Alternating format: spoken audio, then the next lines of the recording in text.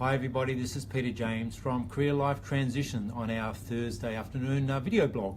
Today I want to talk to you about training and training spend, and mainly return on investment for your training. Now, I guess there's a lot of courses available, a lot of people going on training programs and things like that around the place. But where I really sort of struggle with a lot of these training programs, and having spoken to some of the large organizations around the place, is sending someone along in a training program, then having them learn a whole stack of great stuff and what have you, then come back to the business and not bring that back to the business. And there's two issues that sit in there.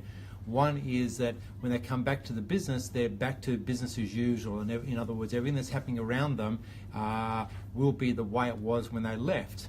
The second thing, when they come back with all kind of great ideas and what have you, is that there is a natural resistance to that, or they are surrounded by people who have no idea what those new ideas are. So even the most, dedicated, self-disciplined person who goes along and does some training and comes back and tries to bring those new concepts back to the business is really struggling.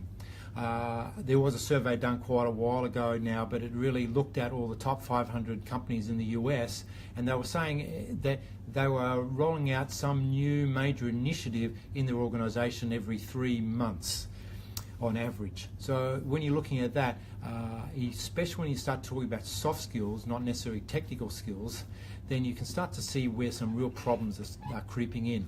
I guess management are always really quickly looking for that silver bullet of the issues they're facing, that some magic training or someone will come in, a consultant or whatever will come in and just straight away solve those problems.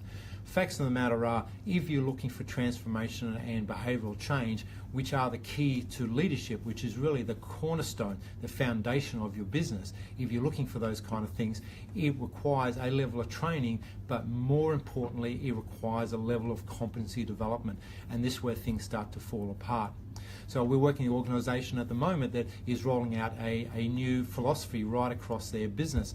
Now, it's a fantastic philosophy. If you read the book, you listen to the training and what have you, you would say, well, of course, that makes a lot of sense and that would be a great way to go. I guess the challenge for that organisation is, A, everybody understands it, everybody gets on board, and that they actually start to see some return on investment in that. And that return on investment is where it starts to get quite interesting.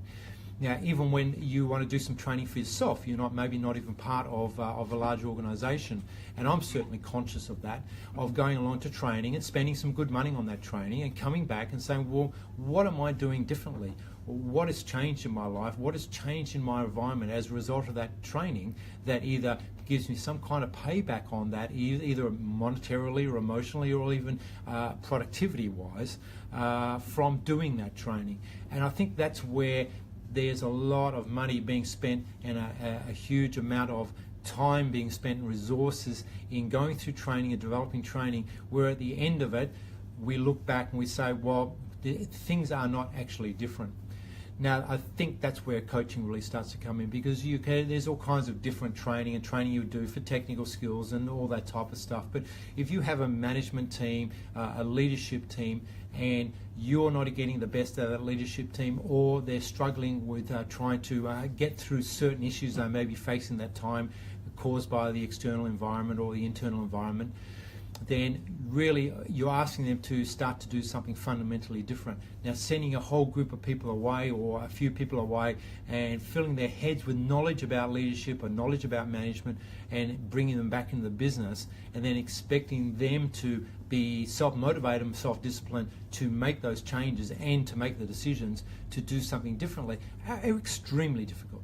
And this is where coaching really starts to make a difference. When I start a coaching gig, when Career Life Transition starts to roll out a coaching gig, what we're looking for initially is, where are the fundamental changes in the way someone does something that will create a change for the better in that organisation, because that ultimately is the return on investment.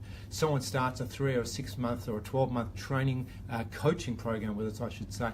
It's not only about bringing in that initiative and that knowledge, it's really saying, how can you make that knowledge yours?